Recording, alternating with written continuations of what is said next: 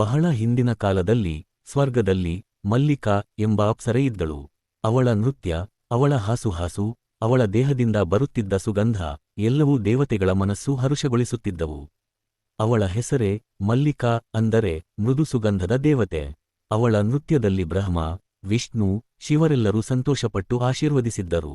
ಒಂದು ದಿನ ಮಲ್ಲಿಕಾದೇವಿ ಸ್ವರ್ಗದ ಉದ್ಯಾನವನದಲ್ಲಿ ನರ್ತಿಸುತ್ತಿದ್ದಾಗ ದೇವರಾಜ ಇಂದ್ರ ಅಹಂಕಾರದಿಂದ ಎಲ್ಲ ಅಪ್ಸರೆಯರನ್ನು ಕರೆದನು. ಯಾರು ನನ್ನ ಕೀರ್ತನೆಗೆ ಅತ್ಯುತ್ತಮ ನೃತ್ಯ ಮಾಡ್ತಾರೋ ಅವರಿಗೆ ಸ್ವರ್ಗದ ಗೌರವ ಕೊಡುತ್ತೇನೆ ಎಂದು. ಮಲ್ಲಿಕಾ ವಿನಮ್ರವಾಗಿ ಹೇಳಿದಳು, ನೃತ್ಯ ದೇವರಿಗಾಗಿ, ಪ್ರಶಂಸೆಗೆ ಅಲ್ಲ. ಇಂದ್ರನಿಗೆ ಅದು ಅಹಂಕಾರದ ಮಾತಾಗಿ ತೋರಿ ಕೋಪಗೊಂಡನು. ಅವನು ಹೇಳಿದ, ನೀನು ನೃತ್ಯದ ಅಹಂಕಾರದಲ್ಲಿದ್ದೀಯೇ, ನಿನ್ನ ಸುಗಂಧ ಮತ್ತು ಶೋಭೆ ನಿನ್ನಿಂದ ಕಳೆದು ಹೋಗಲಿ.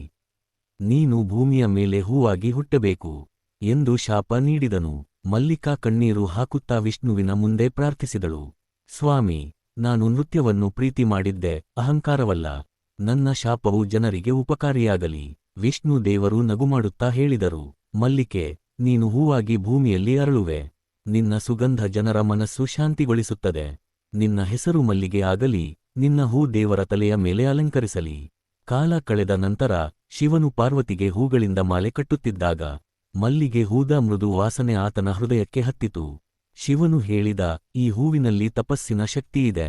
ಆ ದಿನದಿಂದ ಶಿವಪೂಜೆಯಲ್ಲಿ ಮಲ್ಲಿಗೆ ಒಂದು ಮುಖ್ಯ ಹೂವಾಯಿತು.